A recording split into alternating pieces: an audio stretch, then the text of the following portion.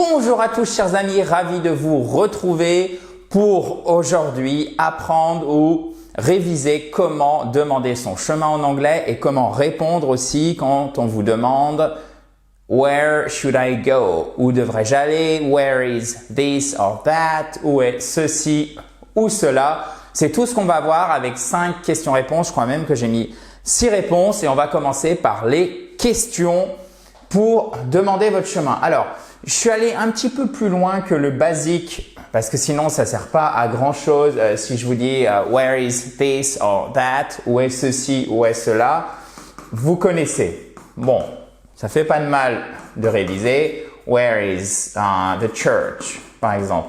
Où est l'église? Ok. The church is there. There, là-bas. Mais on va aller un petit peu plus loin pour augmenter tranquillement votre niveau de vocabulaire, de prononciation.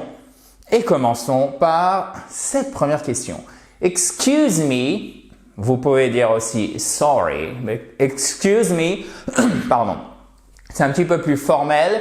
Could you please tell me how to get to the museum? How to get to. Vous voyez, ça c'est vraiment très idiomatique. Vous ne pouvez pas l'inventer si vous faites du mot à mot à partir du français, mais quand vous parlez comme ça, vous exprimez comme un, excusez-moi, je me prends les pieds dans les fils, comme un vrai native speaker. To get to. How do I get to the mall? Ça, vous devez connaître. Je ne l'ai pas mis en plus, donc je vous le donne en bonus. The mall. C'est the shopping center, ok? Ça, c'est typiquement anglais, américain. C'est très, très, très courant. The mall. C'est le centre commercial. So, how do I get to? Comment puis-je aller to the museum? Museum. Et voyez ici, vous avez une apostrophe, ça signifie que le Z, c'est celui qui est porteur de l'accent tonique. So, excuse me, sir. Excuse me, could you please tell me how do I get to? Bon, maintenant, celle-ci, je pense que vous l'avez bien mémorisée, mais il va falloir revenir dessus périodiquement, d'accord? Tranquillement, c'est hyper important pour que vous puissiez vous en imprégner et les réutiliser spontanément lorsque vous pratiquez. I'm lost. Can you help me find, for example, the park? Ok? Et même si on va être encore un petit peu plus poli, on dit could you, ceci est un you, could you please help me find the park? Parce que là, je vous l'ai mis de manière un peu informelle, d'accord? Je suis perdu. Est-ce que vous pourriez m'aider à trouver le parc? Bien évidemment, chers amis, vous pouvez télécharger tout ce que vous voyez ici en cliquant sur le i en haut à droite ou sur le lien qui est justement en dessous si vous êtes sur mobile ou sur tablette. Et vous avez aussi un quiz d'application pour voir si vous avez bien compris, bien assimilé tout ce qu'il y a dans cette vidéo. Vous pouvez aussi vous abonner à cette fabulous YouTube channel by clicking on the red button which is not there, but right there. Juste ici, si vous voulez vous abonner, c'est parfaitement gratuit, bien évidemment. So, ensuite, est-ce qu'il y a, ça c'est vraiment très pratique quand vous voulez demander est-ce qu'il y a quelque chose qui est pas très loin, qui correspond à ce que je cherche, d'accord? Alors évidemment, tout ce que je vous ai sélectionné ici, c'est des phrases qui sont vraiment utiles et qui vont couvrir l'ensemble de la problématique, trouver votre chemin. For example, is there a pharmacy near here? Y a-t-il une pharmacie près d'ici? Is there a pharmacy? Is there a drugstore near here?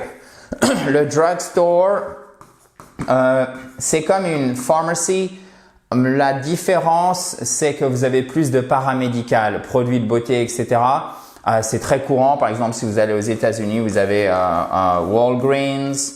Je me souviens plus s'il y a un S. I think there is a S. Peut-être que je fais une faute là, il faudrait vérifier. Vous avez CVS, etc. Vous en avez plein. Donc ça, le drugstore, vous pouvez trouver vraiment tout ce qui est médicaments classiques, etc. Et un petit peu plus avec des produits de beauté. Alright? So, a place, je vous l'ai mis aussi pour pas que vous vous trompiez, c'est un lieu. Ok? A pharmacy, a drugstore, vous avez vu que c'est quasiment la même chose. A restaurant, Là, je vous l'ai mis parce que je veux pas que vous vous trompiez au niveau prononciation. Vous avez votre accent tonique qui est ici. On accentue sur la première syllabe. Pour les nouveaux ou ceux qui ne sont pas habitués, quand vous avez un mot de 2 syllabes ou plus, vous avez une des syllabes du mot qui est porteuse d'accent tonique, c'est la syllabe qui est accentuée, c'est la colonne vertébrale de votre prononciation. C'est pour ça que je vous mets la phonétique à chaque fois et que je vous en parle parce que sinon vous n'arrivez pas à vous faire comprendre quand vous parlez à l'oral. Il y a évidemment la grammaire, mais souvent c'est la prononciation qui pêche et qui nous fait stresser et c'est sans doute à cause de ce fameux accent tonique. Parce que si vous dites restaurant, doesn't work. No one is going to understand, okay? So you've got to say restaurant, okay? Il faut que vous disiez restaurant. So, restaurant, place, drugstore, pharmacy. Is there a restaurant near here?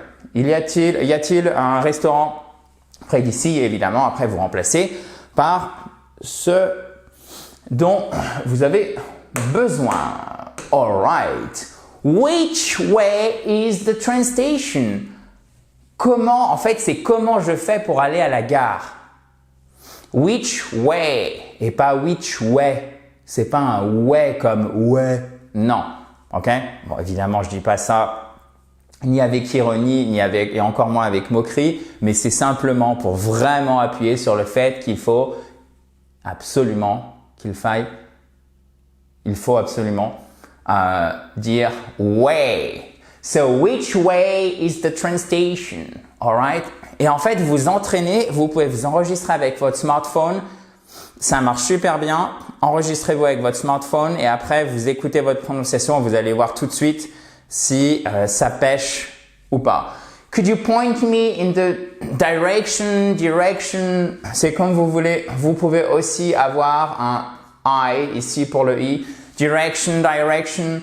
Could you point me in the direction of the hotel? Hotel et pas hotel. Of the hotel. Bon, là vous devez vraiment faire attention parce que ça soit direction ou direction, ça ne change rien. Parfois on se dit, on essaie de compliquer les choses, on se dit ok, quelle prononciation je dois utiliser. Là pour le coup, les deux sont justes. Et il me semble que dans le Cambridge Dictionary, dans tous les dictionnaires, vous avez bien les deux prononciations. Donc là, c'est vraiment to point. Could you please point me? C'est pourriez-vous m'indiquer littéralement en pointant du doigt, comme je le fais là.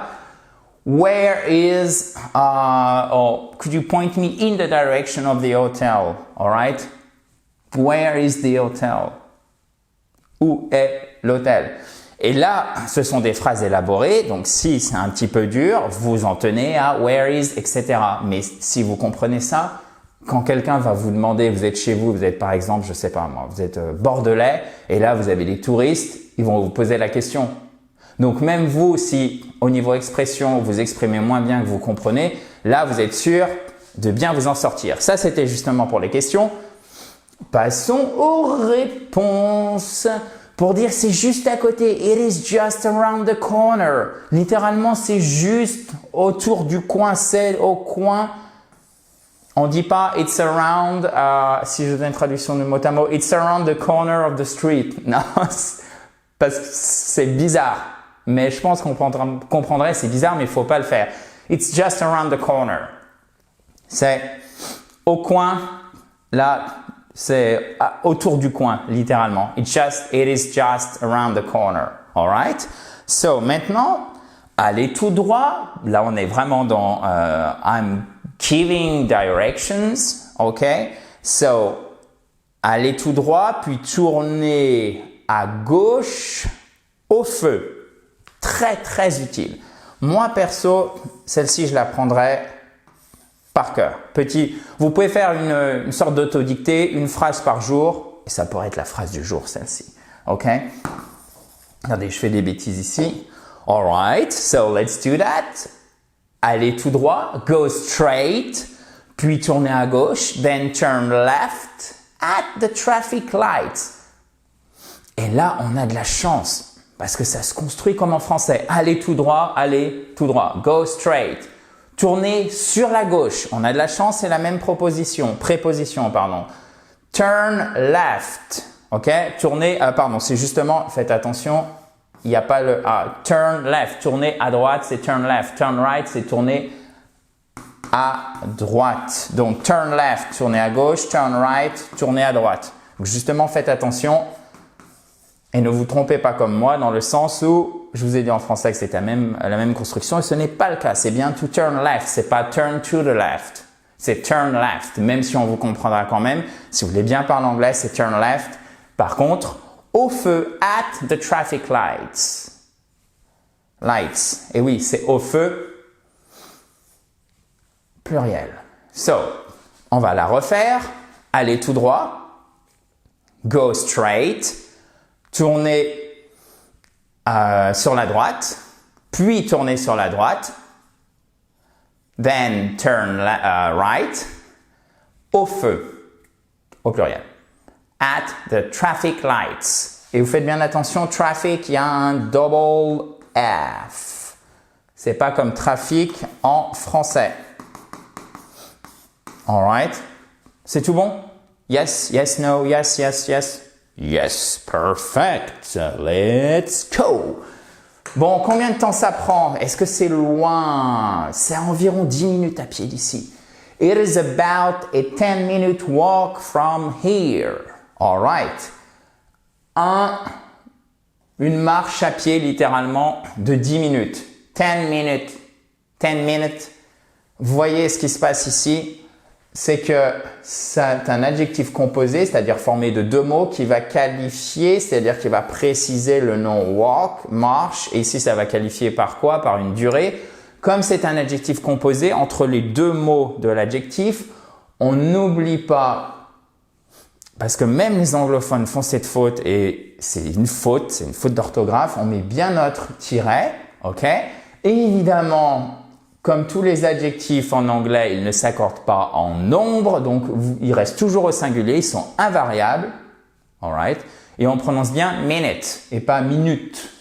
Pourquoi? Puisque nous avons un apostrophe ici qui nous indique que l'accent tonique est sur la première syllabe. So, let me repeat that one. C'est à environ 10 minutes à pied d'ici. It is about a 10-minute walk from here. C'est à environ une marche de 10 minutes, littéralement. D'accord? Donc, il faut marcher 10 minutes. A 10-minute walk. It's about a 10-minute walk. All right? Maintenant, vous allez dans la, you're going the wrong direction. You're going the right way. OK? Et c'est, attention, vous allez dans la bonne direction. You're going the wrong way. You're going the right way. C'est you're going sans préposition. You're going the wrong way. You need to turn back. You need to turn left. Il faut tourner sur la gauche. You need to turn right. Il faut tourner sur la droite. OK? Turn back, turn left, turn right. You're going the wrong way. You're going the right way. You need to turn back. Vous allez dans la mauvaise direction, il faut que vous fassiez demi-tour. Vous devez faire demi-tour. Alright? Maintenant, prenez la deuxième à droite, puis c'est sur votre gauche. Donc là, on complique, on monte un petit peu. Prenez la deuxième sur la droite. Take the second right. Donc là aussi, en fait, cherchez pas à vous dire, OK, là, il n'y a pas de préposition. Là, il y a une préposition comme en français, c'est la même construction. Non. Là, vous apprenez par cœur, ça va aller tout de suite. Prenez la deuxième à droite, puis c'est sur votre gauche. Turn the second right, then it's on your left. Bon, ça c'est facile. Sur votre gauche, it's on your left. Take the second right. Take the third right. Prenez la troisième à droite. Take the second left. Prenez la deuxième à gauche. Then it's on your left, etc., etc. Vous voyez, en fait, maintenant ça va. Là, on est déjà un peu dans la révision par rapport à tout ce qu'on a vu avant, pardon. J'étais déjà sur l'après, c'est pour ça. Une instruction utile si votre destination, elle est près d'un point de repère notable. Donc, OK, telle chose est par exemple en face de. C'est en face du supermarché.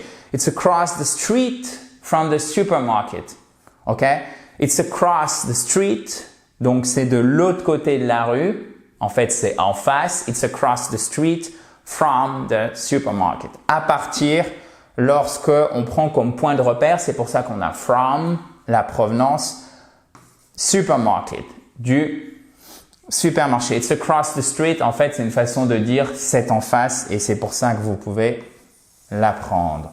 Voilà, chers amis. Maintenant, vous savez comment répondre quand vous voulez donner une direction, expliquer que telle ou telle chose se trouve, je trouve plus mes mots en français, à tel endroit.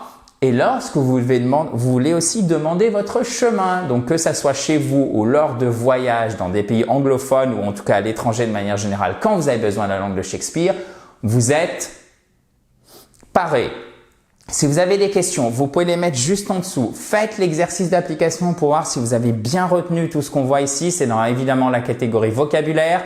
Vous cliquez sur le i en haut à droite pour y accéder. Si vous ne voyez pas le i en haut à droite, c'est sans doute que vous êtes sur mobile ou sur tablette. Dans ce cas-là, vous avez le lien qui est juste en dessous. Et bien évidemment, vous pouvez vous abonner à cette fabulous, évidemment aussi entre guillemets, chaîne YouTube en cliquant sur le bouton rouge en bas à droite. C'est parfaitement gratuit. Bye bye, have a nice day, talk to you very soon.